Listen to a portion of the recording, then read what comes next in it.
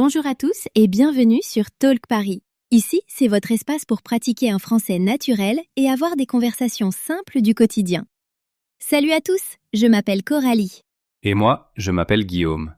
Nous sommes vraiment très heureux d'être avec vous aujourd'hui. Avant de commencer, on aimerait vous demander une toute petite chose. Oui, si ce podcast vous plaît, pensez à cliquer sur j'aime et à vous abonner.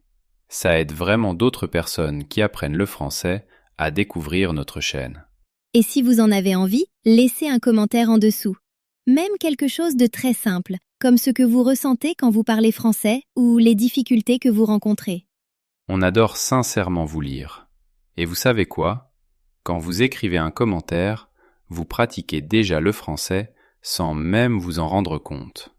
C'est vrai, votre cerveau travaille, il choisit du vocabulaire, il met les mots dans le bon ordre. C'est une vraie pratique. Alors, ne soyez pas nerveux à l'idée d'écrire. Une seule phrase, c'est déjà très bien. Bon, passons au sujet d'aujourd'hui. Aujourd'hui, on va parler de quelque chose de vraiment important. Quelque chose qui pèse, je pense, sur beaucoup de personnes qui apprennent le français. De quoi s'agit-il ? De cette impression que votre français doit être parfait avant que vous puissiez vraiment l'utiliser. Avant de pouvoir vous dire fluent en français. Oh oui, c'est énorme. J'ai l'impression que beaucoup de gens restent bloqués à cet endroit, comme s'ils attendaient.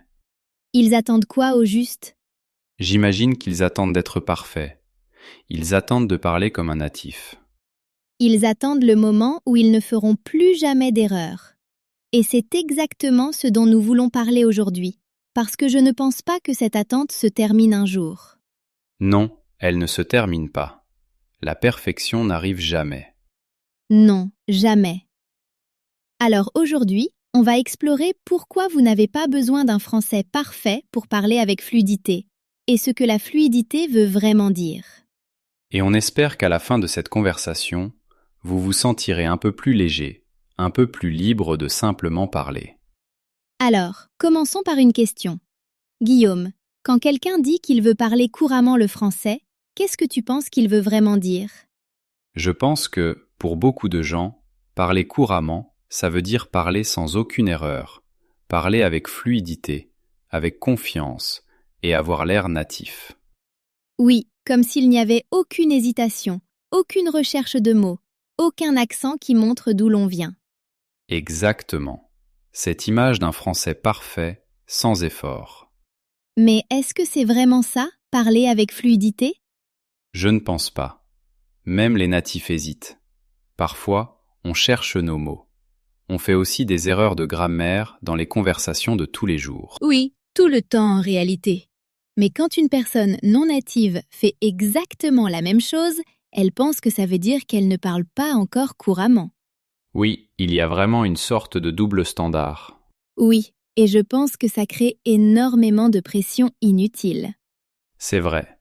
J'ai rencontré des personnes qui parlent français depuis 10 ans, 15 ans, et qui disent encore « Oh, mon français est mauvais, je suis encore en train d'apprendre », alors qu'elles arrivent à communiquer tout ce dont elles ont besoin.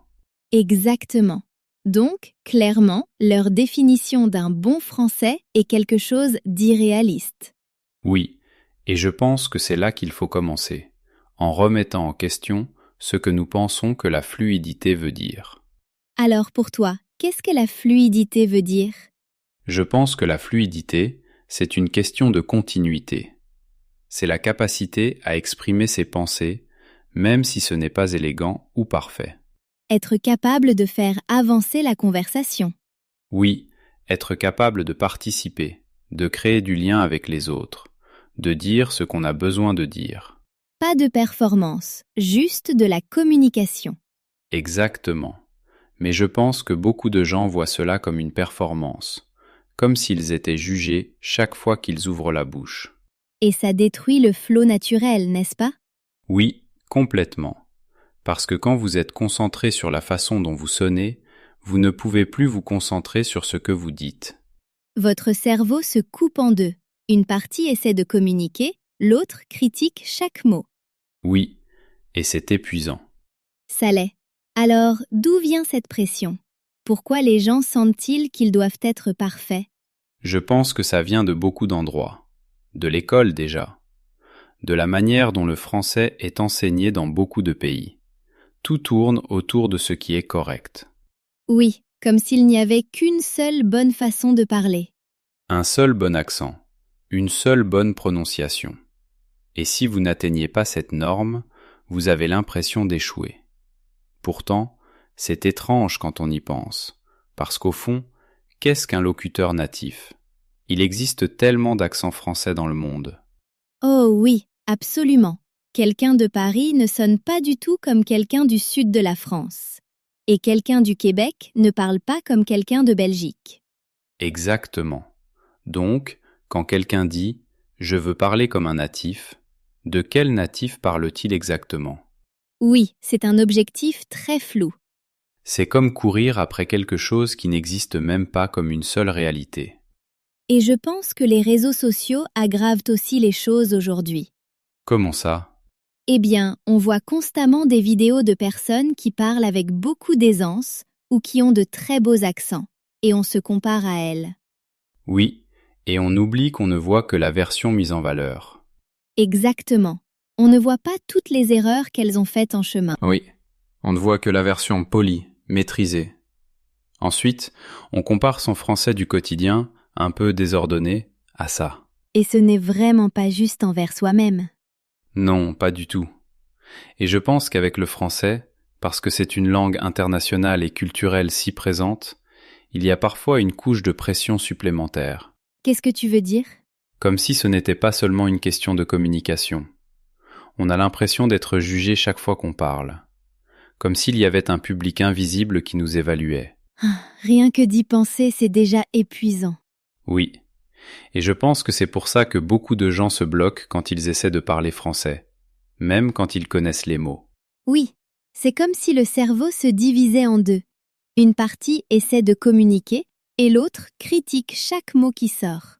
Exactement. Vous vous surveillez en temps réel. Et ça casse le flow. Oui, quand on parle sa langue maternelle, on ne pense pas à la grammaire. On ne pense pas à savoir si son accent est correct. On parle, tout simplement. Oui, il n'y a pas cette pression. On fait confiance au fait que ce qu'on dit sera compris. Mais en français, pour beaucoup de gens, cette confiance n'est pas encore là. Il y a toujours cette petite voix dans la tête qui dit « tu le fais mal », Même quand ce n'est pas vrai. même quand ce n'est pas vrai. Alors parlons d'où vient cette voix. Je pense que c'est un mélange de plusieurs choses. Des professeurs qui corrigeaient chaque petite erreur. Des examens qui faisaient croire que la perfection était la seule norme acceptable. Et peut-être aussi les réactions des autres. Par exemple, si quelqu'un ne vous a pas compris une fois et que vous vous êtes senti gêné, ce souvenir reste. Oui, ces moments peuvent vraiment façonner la manière dont on se sent quand on parle. C'est vrai. Et le plus important, c'est que les natifs font des erreurs tout le temps. Ils butent sur des mots. Ils oublient ce qu'ils allaient dire. Ils utilisent une grammaire imparfaite dans les conversations ordinaires. Mais d'une certaine manière, quand une personne non native fait la même chose, elle a l'impression que c'est la preuve qu'elle n'est pas assez bonne. Oui, c'est vraiment un double standard. Oui, et je pense qu'il est important de comprendre que les natifs ne passent pas leur temps à parler un français parfait. Nous, on parle simplement, et les gens nous comprennent quand même. Voilà, la communication ne dépend pas de la perfection. Elle dépend du lien. Exactement. Il s'agit de transmettre ce que l'on veut dire. Il s'agit de faire partie de la conversation. Mais je pense que quand on apprend une langue, ou quand on est encore en train de prendre confiance, il est difficile de voir les choses comme ça. Oui. Et je me demande quelle part de tout ça vient simplement de la peur. La peur d'être jugé, la peur de ne pas être pris au sérieux. C'est une vraie peur. Oui. Les gens font parfois des suppositions à partir d'un accent. C'est vrai. Et ce n'est pas juste, mais ça arrive. Et je pense que les personnes qui parlent français comme deuxième ou troisième langue en sont très conscientes. Alors elles essaient de se protéger en parlant de la manière la plus correcte possible. Oui, elles essaient d'effacer tout ce qui pourrait les faire ressortir ou paraître différentes. Elles essaient d'avoir l'air neutre, presque invisible, d'une certaine façon. Mais c'est une manière tellement triste d'aborder une langue, non? Parce qu'une langue est censée servir à s'exprimer. Oui. Et si vous essayez constamment de cacher qui vous êtes, comment pouvez-vous vraiment le faire? Vous ne le pouvez pas. Vous finissez par perdre votre voix en chemin. Et je crois que c'est exactement ce dont on voulait parler aujourd'hui, parce que j'ai l'impression qu'il y a une souffrance silencieuse que beaucoup de gens vivent avec le français. Ils sont capables, ils sont intelligents, ils ont des choses à dire, mais ils ne les disent pas parce qu'ils attendent d'être parfaits d'abord. Et la perfection n'arrive jamais. Non, jamais. Parce que la perfection n'est pas une chose réelle. C'est seulement une idée avec laquelle on se torture. Oui. Et pendant ce temps, la vie continue. Les conversations ont lieu. Les occasions passent. Tout ça parce que quelqu'un vous a convaincu que votre français n'était pas encore assez bon. Oui, mais assez bon pour quoi? Assez bon pour qui? C'est bien ça, la vraie question. Oui, je veux dire, si les gens vous comprennent, si vous pouvez exprimer vos pensées, si vous pouvez participer aux conversations, est-ce que ce n'est pas déjà ça, parler avec fluidité? Moi, je pense que oui. Mais je ne crois pas que la plupart des gens le voient comme ça. Non, parce que le mot fluidité porte avec lui une certaine image. Ça sonne comme quelque chose de brillant et de parfait. Comme si c'était une ligne d'arrivée qu'il fallait franchir. Exactement. Et une fois cette ligne franchie, alors seulement vous devenez un vrai locuteur dit français. Mais c'est une manière tellement nocive de penser. Oui, parce que ça bloque les gens. Ils attendent toujours, ils se préparent toujours, ils se disent toujours « pas encore ». Je ne suis pas prêt. Même après des années. Même après des années. Alors parlons de ce qui se passe quand les gens portent cette pression en eux. Bonne idée. Parce que je pense que cette pression apparaît de façon très différente selon les personnes. Oui, certaines personnes deviennent simplement silencieuses. Elles arrêtent d'essayer de parler parce que la peur est trop forte. Oui, elles se retirent complètement. Et puis il y en a d'autres qui continuent à parler, mais avec tellement de tension que ça ne ressemble même plus à de la communication. On a l'impression de marcher sur des œufs. Oh oui, je vois exactement ce que tu veux dire. C'est comme si chaque phrase était un test que vous risquez de rater. Exactement. Et vous vous écoutez plus vous-même que vous n'écoutez l'autre personne. Ce qui est une expérience étrange quand on y pense, parce que dans une vraie conversation, on devrait être présent avec l'autre. On devrait réagir à ce qu'il dit, répondre naturellement. Mais si vous êtes trop occupé à vous inquiéter de votre prononciation ou de votre grammaire, vous ne pouvez pas faire ça. Non, vous êtes coincé dans votre tête. Vous n'êtes pas vraiment là. Et je pense que c'est l'un des aspects les plus tristes dans tout ça, parce qu'une langue est censée rapprocher les gens. Mais quand on a aussi peur, elle finit par vous isoler. Oui, vous êtes physiquement dans la conversation, mais mentalement, vous êtes ailleurs. Vous êtes pris dans cette boucle d'autocritique. Oui, et je me demande combien de pensées intéressantes, combien de bonnes idées ne sont jamais partagées parce que quelqu'un a décidé que son français n'était pas assez bon pour les exprimer. Oh, probablement des milliers, peut-être même des millions. C'est une perte immense en réalité. Pas seulement pour eux, mais pour tout le monde, parce qu'on passe à côté de leur point de vue, de leur voix. Oui, et souvent, ce sont justement eux qui ont les choses les plus intéressantes à dire, parce qu'ils ont vécu dans différentes cultures. Ils voient le monde sous d'autres angles. Exactement. Mais au lieu de partager cela, ils s'inquiètent de savoir s'ils ont utilisé la bonne préposition. Oui, alors que dans l'ensemble, ça n'a presque aucune importance. Non, vraiment. Je pense aux conversations que j'ai eues avec des personnes qui parlent français comme deuxième langue, et honnêtement, je n'ai jamais accordé d'importance à leur grammaire. Moi non plus. Ce qui m'intéresse, c'est ce qu'elles veulent me dire. Ce qui m'intéresse, ce sont leurs idées. Et en général, je ne remarque même pas les erreurs, sauf si elles m'empêchent réellement de comprendre. Et ça, c'est plutôt rare. Oui, c'est rare, parce que les gens sont souvent bien plus clairs qu'ils ne le pensent. Ils le sont, mais ils n'ont pas confiance en ça. Ils n'ont pas confiance dans le fait qu'on les comprend. Alors, qu'est-ce qu'il faudrait pour qu'une personne commence à avoir cette confiance? Comment passe-t-on de l'impression que chaque mot est faux à la sensation qu'on peut simplement parler? Je ne sais pas s'il existe une seule réponse, mais je pense qu'une partie du changement consiste à modifier ce que l'on croit que la fluidité veut dire. Comment ça? Eh bien, beaucoup de gens pensent que la fluidité, c'est parler parfaitement. Sans pause, sans erreur, sans hésitation. Juste un français lisse et sans effort. Comme de l'eau qui coule. Oui, exactement. Mais en réalité, ce n'est pas ça, la fluidité. Même dans votre langue maternelle, vous faites des pauses. Il vous arrive de chercher vos mots. Oui, la fluidité n'est pas la perfection. C'est le mouvement. Et le mouvement peut contenir des pauses. Exactement. La fluidité, c'est la continuité, pas l'absence totale d'imperfection. C'est la capacité à continuer, à exprimer ce que l'on a besoin d'exprimer, même si ce n'est pas élégant. Et je pense que c'est une distinction très importante, parce que si vous attendez d'être élégant, vous risquez de ne jamais parler. Non, vous ne parlerez pas.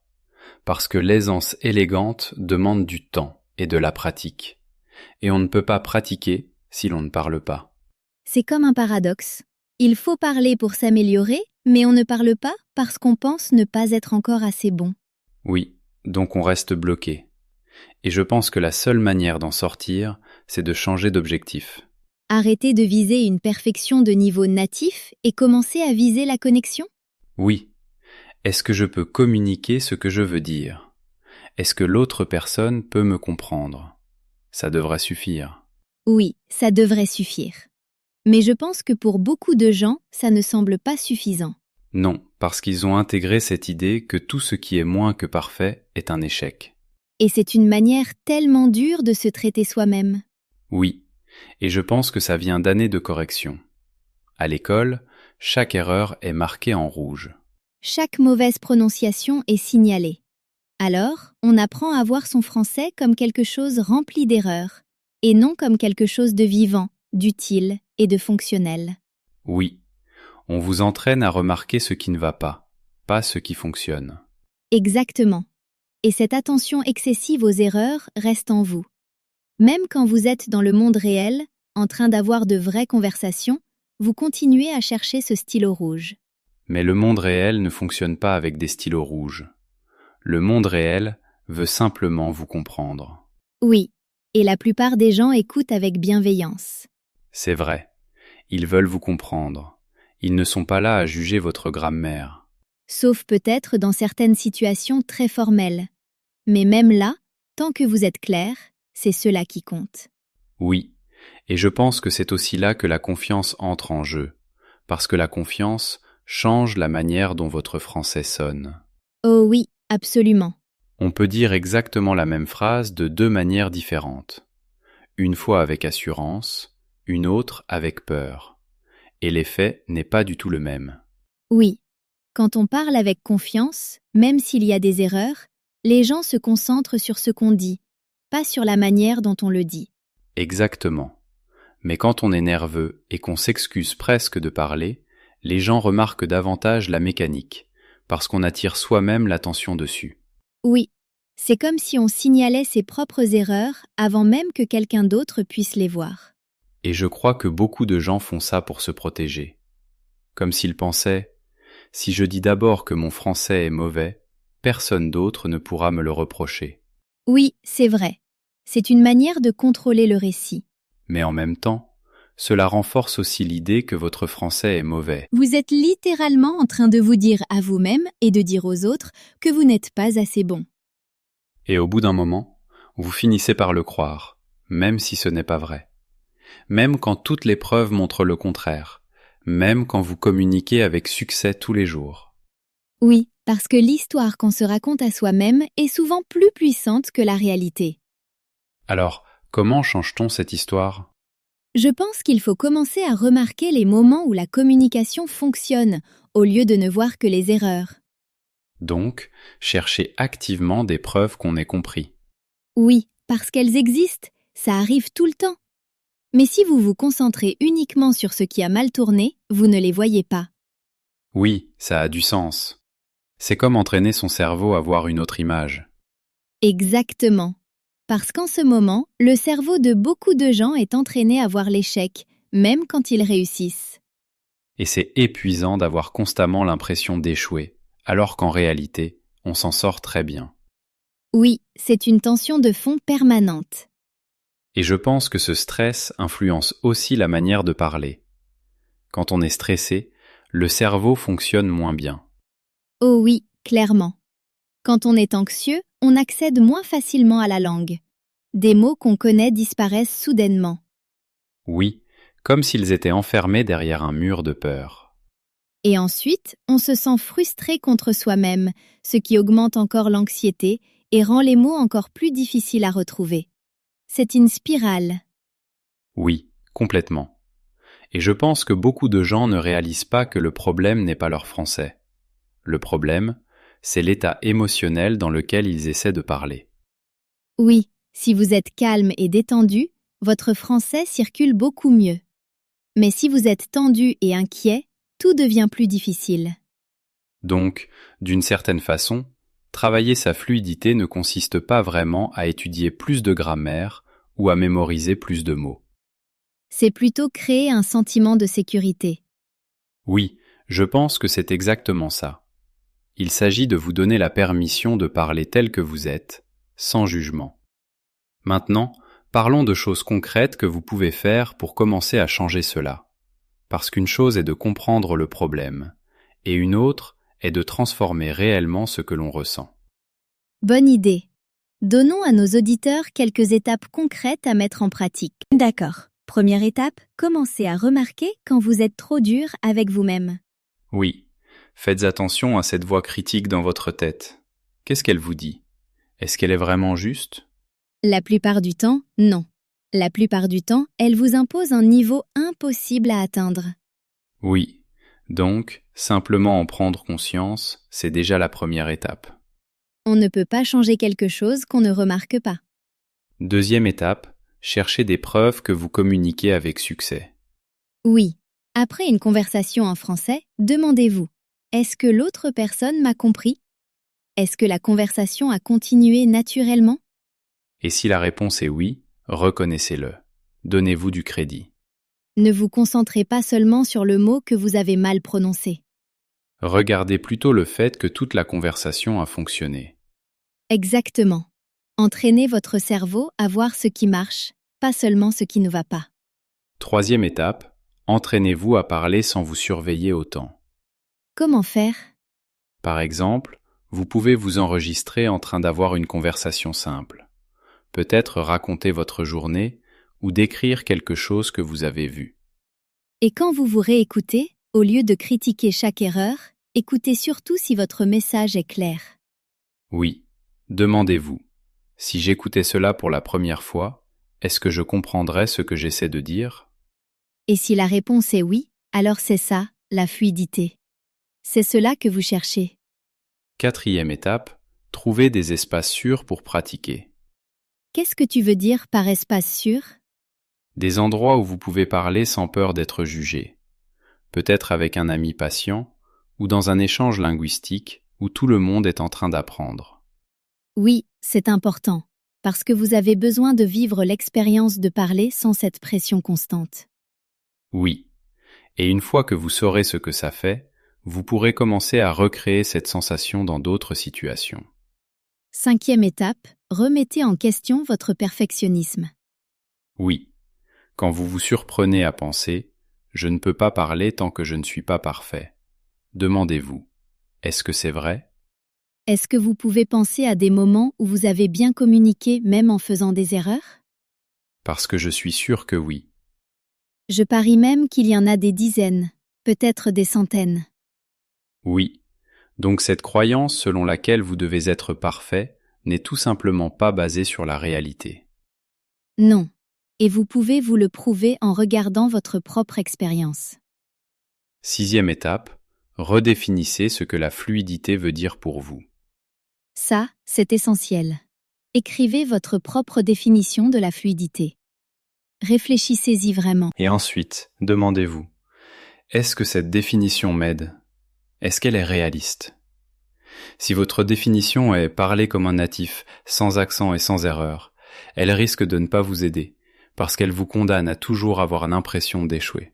Oui, mais si votre définition est pouvoir exprimer mes pensées et être comprise, alors il se peut que vous parliez déjà couramment. Oui, c'est possible. Et ce changement de perspective peut tout transformer. Oui. Maintenant, parlons de quelques situations courantes où cette pression apparaît vraiment et de ce que vous pouvez faire dans ces moments-là. Bonne idée. Quelle est une première situation?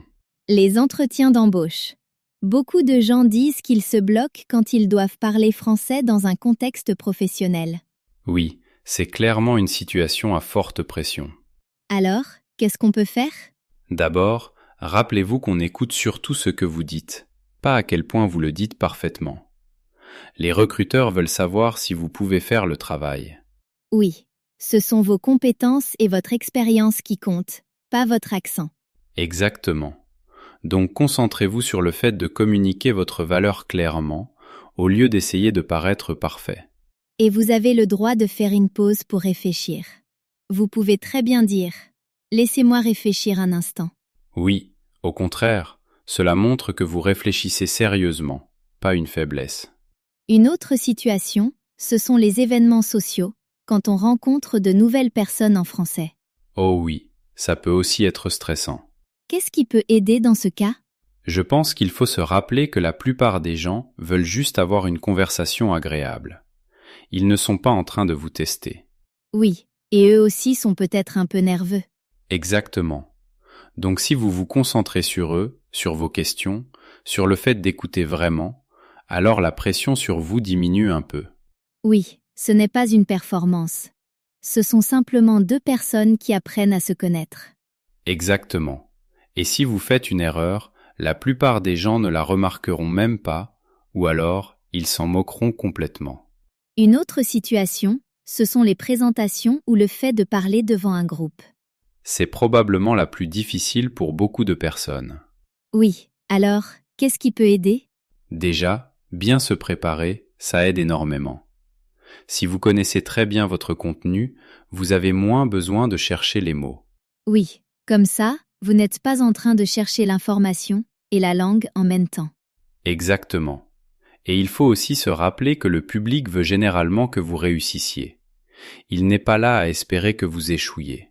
Oui, les gens sont là pour apprendre quelque chose ou pour entendre ce que vous avez à dire. Voilà.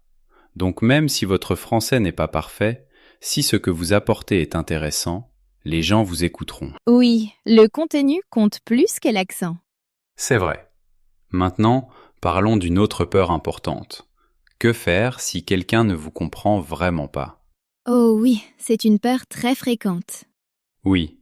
Alors parlons de ce qu'il faut faire quand cela arrive. D'abord, ne paniquez pas, c'est tout à fait normal. Même les natifs ne sont pas compris parfois. Oui, peut-être que l'autre personne n'écoutait pas bien, ou qu'il y avait du bruit autour, ou qu'elle a simplement raté ce que vous avez dit.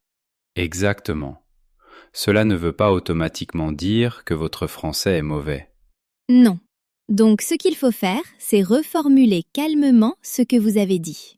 Utilisez d'autres mots. Parlez peut-être un peu plus lentement. Oui, et vous pouvez même dire « je vais le dire autrement ». C'est tout à fait naturel. Ce n'est pas un aveu d'échec, c'est simplement une clarification. Exactement. La communication est un effort commun. On construit ensemble la compréhension.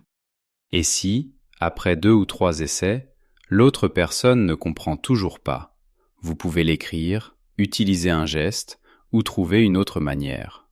Oui, il y a toujours d'autres options. Un moment d'incompréhension ne veut pas dire que vous ne savez pas parler français. Non, cela veut simplement dire que ce moment précis n'a pas marché et qu'il faut essayer autrement. Oui, et en général, après avoir clarifié, la conversation reprend normalement. Oui, ce n'est pas aussi grave que les gens l'imaginent. Non, mais je pense que beaucoup de personnes dramatisent cela dans leur tête. Elles pensent qu'un seul malentendu signifie un échec total. Alors qu'en réalité, cela fait juste partie normale de n'importe quelle conversation. Exactement. Maintenant, parlons d'autre chose. le rôle de l'accent. Oh oui, c'est important, parce que beaucoup de gens s'inquiètent de leur accent. Oui, ils pensent que leur accent les bloque. Mais est-ce vraiment le cas? En général, non. Tant que vous êtes clair, votre accent n'a pas tant d'importance. Oui, il existe tellement d'accents français dans le monde. Le français de France, le français du Québec, le français de Belgique, le français de Suisse. Exactement. Et ils sont tous valables. Ce sont tous de vrais Français.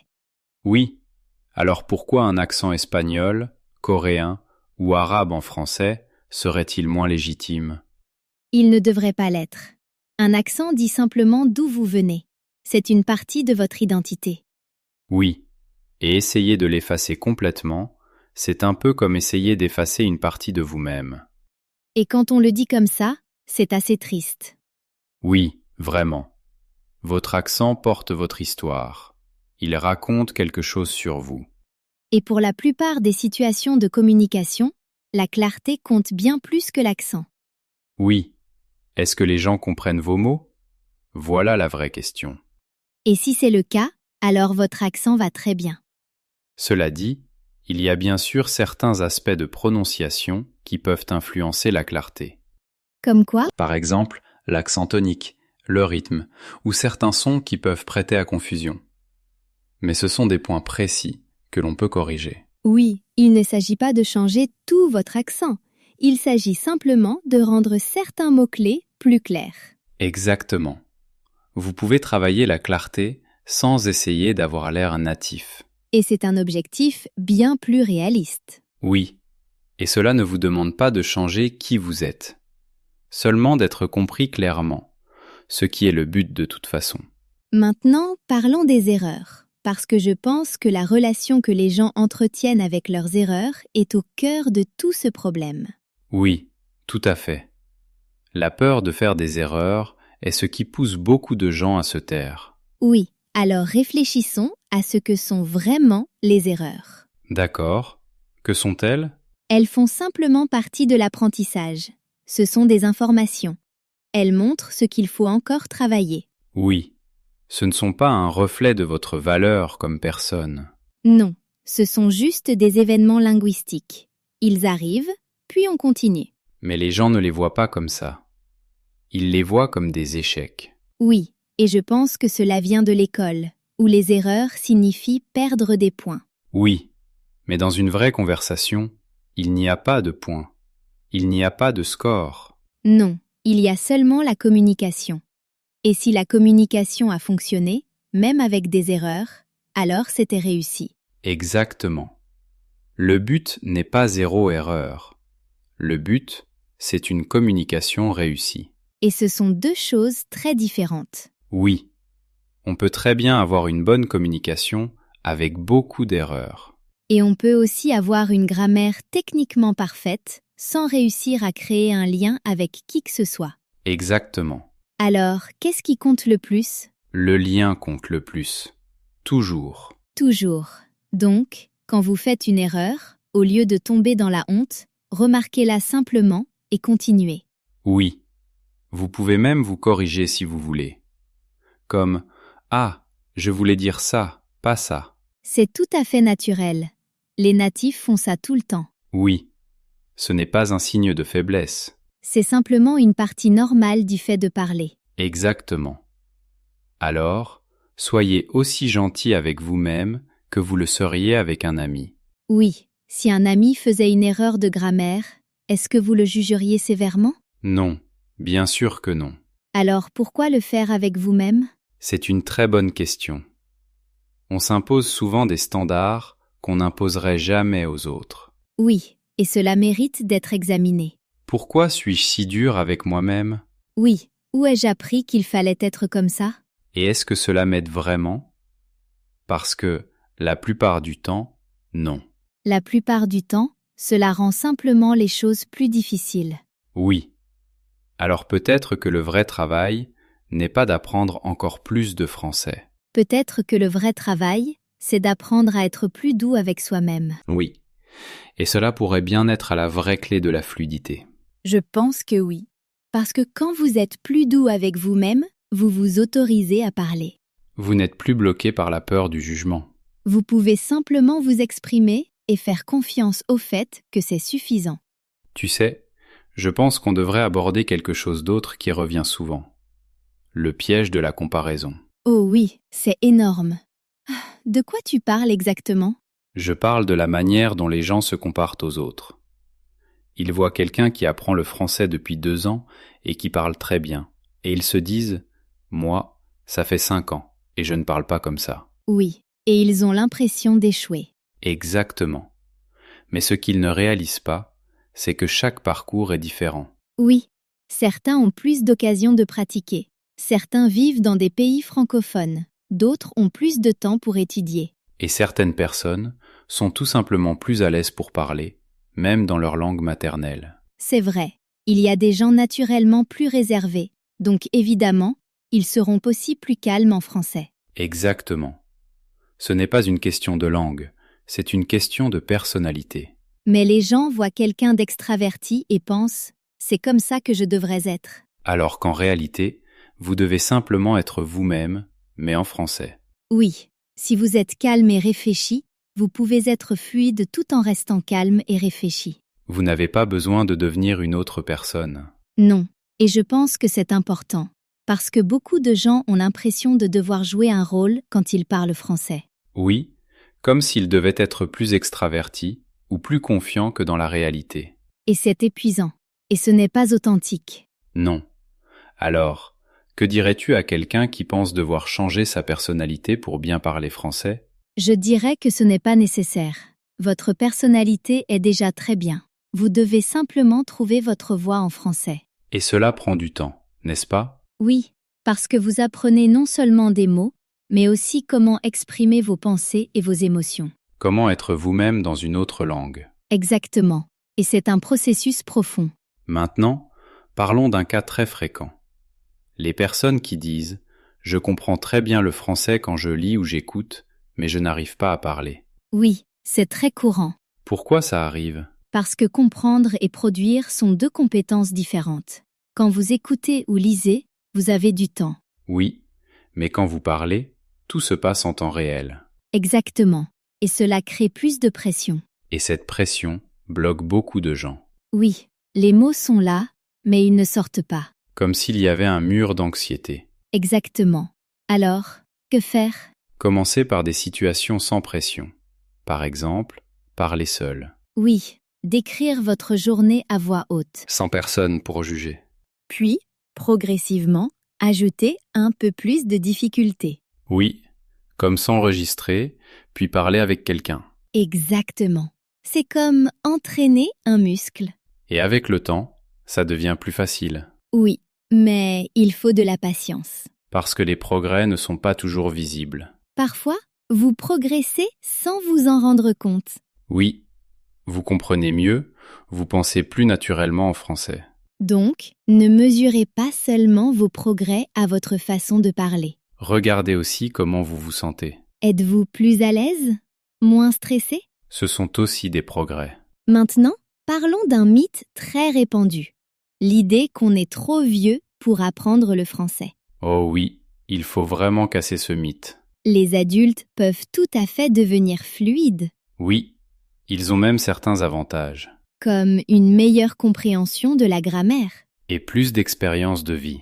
Donc, l'âge n'est pas le vrai problème. Le vrai problème, c'est la croyance. Oui, si vous croyez que c'est impossible, vous abandonnerez. Mais si vous croyez que c'est possible, vous continuerez. Parlons maintenant du manque de temps. Oui, beaucoup de gens disent qu'ils n'ont pas le temps. Mais on peut intégrer le français dans la vie quotidienne. Comme écouter des podcasts, changer son téléphone en français. Ou penser en français pendant les tâches quotidiennes. Oui, de petites habitudes qui s'accumulent. Et ça fait une grande différence avec le temps. Maintenant, parlons du plaisir dans l'apprentissage. Oui, apprendre doit aussi être agréable. Trouvez des contenus que vous aimez. Cuisine, sport, vidéo, peu importe. Comme ça, vous apprenez sans vous en rendre compte. Et vous restez motivé. Maintenant, un dernier point. Le sentiment de stagnation. Oui, le plateau. C'est normal. Tout le monde passe par là. Parfois, vous progressez, mais de façon invisible. Et parfois, il faut juste changer de méthode.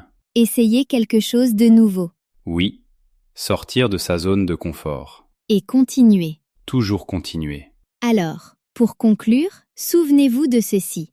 Vous n'avez pas besoin de parler comme un natif pour être fluent. La fluidité, c'est la communication, pas la perfection. Les erreurs sont normales. Votre accent est valable. Et vous êtes déjà meilleur que vous ne le pensez. La confiance vient avec la pratique. Le français appartient à tous ceux qui l'utilisent. Et le but, c'est la connexion. Pas la perfection, juste la liberté de s'exprimer. Alors, notre défi pour vous cette semaine, Ayez une conversation en français sans vous juger. concentrez-vous sur le sens. Et observez ce que vous ressentez. Puis, partagez-le avec nous dans les commentaires. On adore vous lire. Parce que vous n'êtes pas seul. On apprend tous ensemble. Et personne n'est parfait. Mais chacun fait de son mieux. Et c'est déjà suffisant. Merci d'avoir été avec nous aujourd'hui. Continuez à parler. Continuez à essayer. Et surtout, soyez bienveillant avec vous-même. À bientôt dans le prochain épisode. À très bientôt. Prenez soin de vous. Au revoir. Au revoir.